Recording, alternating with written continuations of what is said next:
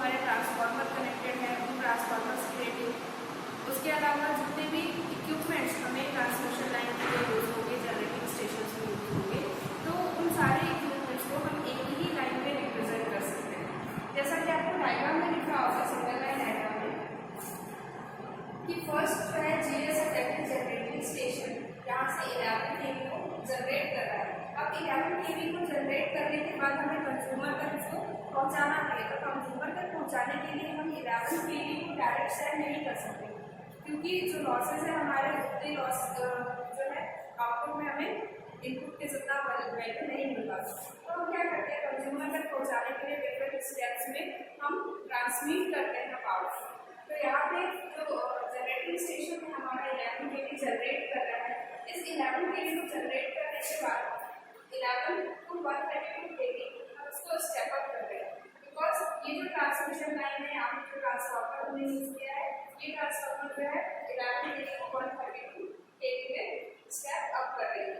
इसे हम बोलेंगे जनरेटिंग स्टेशन के बाद प्राइमरी ट्रांसमिशन, बिकॉज ये जो ट्रांसमिशन होगा ये हो जाएगा डायरेक्टली कंज्यूमर तक नहीं पहुंचाएंगे, बिकॉज वैल्यू बहुत ज़्यादा हाई है। अब इसको कम करने के लिए हम क्या करते हैं, जनरेटिंग एक सबस्टेशन प्लान करते हैं। तो सबस्टेशन के अंदर क्या होगा, ये हमारा रिसीविंग स्टेशन हो जाएगा, जहाँ से हमने 11 केवी को 132 केवी को ट्रांसमिट करने के बाद रिसीव किया। अब यहाँ से जो रिसीवर है हमारा रिसीविंग स्टेशन हो गया। रिसीविंग स्टेशन के बाद हम सेकेंडरी ट्रांसमिशन पे जाएंगे। तो सेकेंडरी ट्रांसमिशन में क्या होगा, जो हमारा 132 केवी है, ठीक है, 132 केवी को हम 11 केवी में ये हो जाएगा हमारा 33 केवी, ठीक है। अब हमने स्टेप डाउन कर दिया, तो 132 केवी को 33 केवी में स्टेप डाउन करने के बाद सेकेंडरी ट्रांसमिशन में हम आते हैं। सेकेंडरी ट्रांसमिशन में क्या होगा, यहाँ पर जो आउटपुट वोल्टेज मिलेगा वो 11 केवी मिलेगी। दैट मीन्स इस 11 केवी को हम डायरेक्टली कंज्यूमर तक नहीं पहुंचाने की वजह से इससे पहले हमें 2 स्टेप्स करने पड़े। अब इस सबस्टेशन के अंदर क्या होगा, ये हमारा जो सबस्टेशन होगा वो हमारे कंज्यूमर्स की जो नीड है, जिसे हम हाउस होल्ड में यूज करते हैं मैक्सिमम 230 केवी, तो वहाँ पे छोटा सबस्टेशन या ट्रांसफार्मर हम लगाते हैं कंज्यूमर्स तक करंट को पहुँचाने से पहले। तो वहाँ पे क्या होता है, ट्रांसफार्मर की रेटिंग जो होती है हमारी 11 केवी टू 400 केवी तक होती है। तो यहाँ पे इसे 400 केवी में हमने क्या किया, उसको 11 टू 11 केवी टू इसे 11 केवी 400 केवी। तो कंज्यूमर साइड 404, तो कंज्यूमर साइड आने के लिए 11 केवी टू 400 केवी तक हम क्या करते हैं, इस ट्रांसफार्मर की रेटिंग को पुट करते हैं। अब ये 400 जो केवी है वो अगेन कंज्यूमर्स के लिए ईच वोल्ट जो है 230 वोल्ट पे स्टेप डाउन करके हम कंज्यूमर तक पहुंचाते हैं। अब इसके डिफरेंट ये ओवरऑल फिनोमेना होगा हमारे पास सिंगल लाइन डायग्राम के लिए। आपने यहाँ पर सिंगल लाइन डायग्राम में कुछ क्रॉस देखे हैं, ये क्रॉस हमारा रिप्रेजेंट करते हैं सर्किट टेबल्स को। हमारे सिस्टम में जितने भी इक्विपमेंट्स हमने लगाए, जैसे कि ट्रांसफार्मर है, जनरेटिंग स्टेशंस है, बस बार हम लगाते हैं, तो उन सारे के प्रोटेक्शन के लिए हम यहाँ पे सर्किट ब्रेकर को यूज करते हैं, बिकॉज अगर कोई भी फॉल्ट ऑकर होता है तो हमारे सारे इक्विपमेंट्स को हार्म पहुंचा सकता है, इसलिए हमने यहाँ पे सर्किट ब्रेकर को यूज किया। The large network of the conductor between the power station and consumer can be broadly divided into two parts, that is distribution system and transmission system. The transmission system and distribution system is also divided into two parts. First is the primary transmission and second is the secondary transmission. Next is the primary distribution and secondary distribution.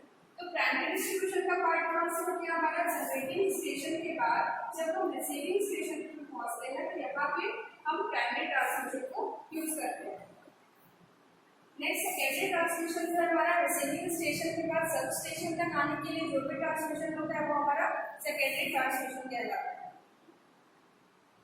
यहाँ पे सिर्फ generating station जो है 11 केवी generate कर रहा है और उसे स्टेप अप करके 132 केवी तक इंक्रीज कर रहा है। प्राइमरी ट्रांसमिशन के अंदर जो हमारा इलेक्ट्रिक पावर है 132 केवी ये ट्रांसमिट हो रहा है 3 फेज 3 वायर ओवरहेड सिस्टम के लिए, that is outside of city, this form the primary transmission. Next is secondary transmission. The primary transmission line terminated by the receiving station. That means ये diagram में हमें दिख रहा है कि जो प्राइमरी ट्रांसमिशन है इसको हम टर्मिनेट करते हैं रिसीविंग स्टेशन. तो रिसीविंग स्टेशन में टर्मिनेट करने के बाद वहाँ की जो वैल्यू है 132 हो जाती है 33 kV. यहाँ पे भी जो हम यूज करते हैं देखिए ट्रांसमिशन के लिए डिफरेंट हमने ट्रांसमिशन लाइन के बारे में पढ़ा है, जैसे अंडरग्राउंड लाइन, ओवरहेड लाइन. तो यहाँ पे जो भी ट्रांसमिशन का हमारा मीडियम होगा वहाँ के लिए हम उसको रिसीविंग स्टेशन मान लेते हैं. तो जो हमारी लाइन्स है आज हम शो करने वाले हैं वीडियो में वो है हमारे पास overhead lines. Next primary distribution.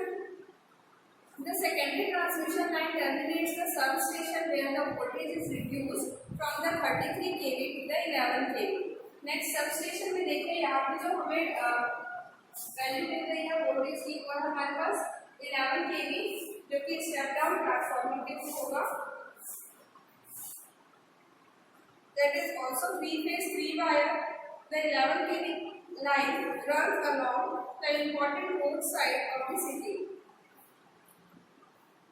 Now the forms of primary distribution, it may be noted the big consumer having demand of more than 50 kilowatt, it generally supplied power at the 11 kV for the further handling with their own substation. That means अगर इस substation से 11 kV जो हमने step down किया तो 11 kV पे step down किया, अगर हमारे पास लार्ज कंज्यूमर से जिसकी रेटिंग है 50 किलोवाट जो 50 किलोवाट कंज्यूम करेगा तो ऐसे कंज्यूमर्स क्या करते हैं अपना एक सेल्फ सबस्टेशन क्रिएट करके रखते हैं जहाँ से हम स्टेप डाउन डायरेक्टली 11 kV हम इनको फेड कर सकते हैं. नेक्स्ट है हमारे पास secondary distribution. Fifth secondary distribution. अब सेकेंडरी डिस्ट्रीब्यूशन जो हमारे स्मॉल कंज्यूमर्स है वहाँ तक हम इलेक्ट्रिसिटी पहुँचाते हैं. So the electric power of the primary distribution line 11 kV is delivered to distribution substation. These substations are located near the consumer's locality and step down the voltage to the 400 volt 3 phase 4 wire for the secondary distribution. The voltage between the any two phase is 400 volt and between the phase to neutral is 230 volt. That means यहाँ पे three phase and single phase में जब हमारे पास voltages आते हैं तो हमने क्या किया डायरेक्टली अगर 3 वायर सिस्टम में तो हम क्या करते हैं 400 वोल्ट को सप्लाई कर देते हैं. लेकिन अगर दो फेज के बीच दैट मींस अगर तीन लाइन है हमारे पास आर वाई एंड पी तो इन दोनों फेज के बीच वोल्टेज जो है हमारा 400 वोल्ट होता है. लेकिन अगर ये स्टार और डेल्टा में कनेक्शन होता है तो यहाँ से अगर न्यूट्रल पॉइंट कनेक्टेड है हमारा तो न्यूट्रल पॉइंट और जैसे कि आर ठीक है तो आर के बीच का जो यहाँ पे जो भी वोल्टेज होगा ये 230 वोल्ट का आउटपुट सप्लाई यहाँ से होगा. तो ये ओवरऑल फिनोमेना है हमारा जो सिग्नल लाइन डायग्राम है उसके लिए. अब नेक्स्ट हम ये देखते हैं कि हमारे पावर सिस्टम में क्या क्या चीजें ऐड होती है सबस्टेशन के अंदर. अगर आप सबस्टेशन को देखें तो डिफरेंट टाइप के इक्विपमेंट्स है. फर्स्ट इक्विपमेंट जैसे हम यूज करते हैं यहाँ पे ट्रांसफार्मर. ठीक है ट्रांसफार्मर की रेटिंग जो होती है डिपेंड करती है कि हम कितने का ट्रांसमिशन कर रहे हैं. Next step up and step down. दो टाइप के ट्रांसफार्मर हम यूज करते हैं. हम step up and step down transformer. Second अब हम आते हैं प्रोटेक्शन के ऊपर. तो प्रोटेक्शन के लिए हम क्या करते हैं डिफरेंट टाइप के सर्किट ब्रेकर.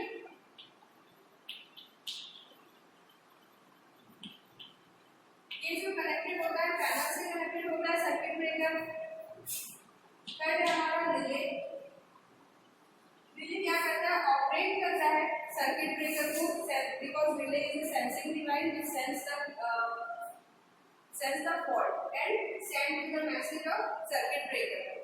ठीक है अब फोर्थ पॉइंट आता है हमारा सीडी के बारे में जो कि हमारा होता है करंट ट्रांसफर.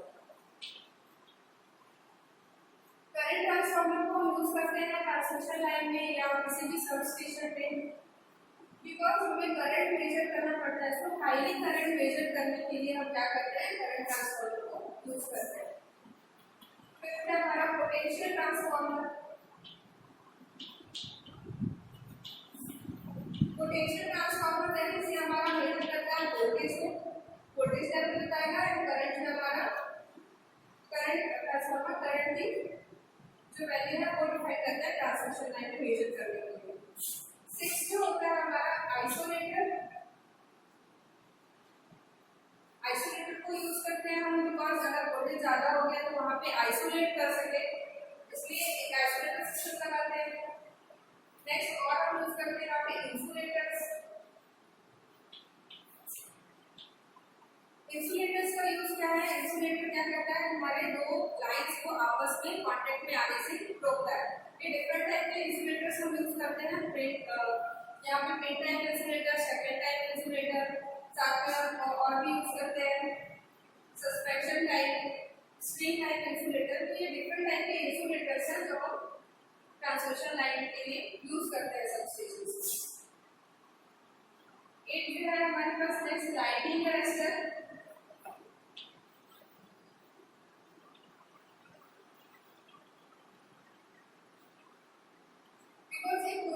स्टेशन में या एक पूरे सिंगल लाइन डायग्राम में आप देखिए तो जो भी हमारा सेक्शंस हैं, इन सारे सेक्शंस में बहुत सारे ऐसे इक्विपमेंट्स लगे होते हैं जो कि बहुत ज़्यादा कॉस्टली होते हैं। तो अगर किसी वेदर की वजह से यहाँ पे लाइटनिंग फिनोमेना होता है, बिकॉज चार्जेस बहुत ज़्यादा कंसंट्रेटेड हो जाते हैं, तब उस कंडीशन में लाइटनिंग अरेस्टर क्या काम करता है, उसे डिस्चार्ज करने का काम करता है। तो ये कुछ इक्विपमेंट्स हैं जो हम ट्रांसमिशन लाइन में यूज करते हैं, सब स्टेशंस में यूज करते हैं। इससे आगे वीडियो में हम देखेंगे कि जो ट्रांसमिशन लाइन है उसमें कैसे ट्रांसफार्मर यूज होता है, साथ ही कितना बसबार जो होते हैं। एक पॉइंट हमारा बसबार जो ये डिसाइड करता है इनकमिंग एंड आउटगोइंग लाइन्स को। हो सकता है कि हमारे पास जो एक से ज्यादा जनरेटिंग स्टेशन हो, अभी हमने सिंगल लाइन डायग्राम में सिर्फ एक जनरेटिंग स्टेशन को दिखाया है, हो सकता है कि हमारे पास इससे ज्यादा भी जनरेटिंग स्टेशन हो, तब ये बस बार से हम पता लगा सकते हैं कि कितनी इनकमिंग लाइन से और कितनी आउटगोइंग लाइन से। तो ये हो गया हमारा सिंगल लाइन डायग्राम।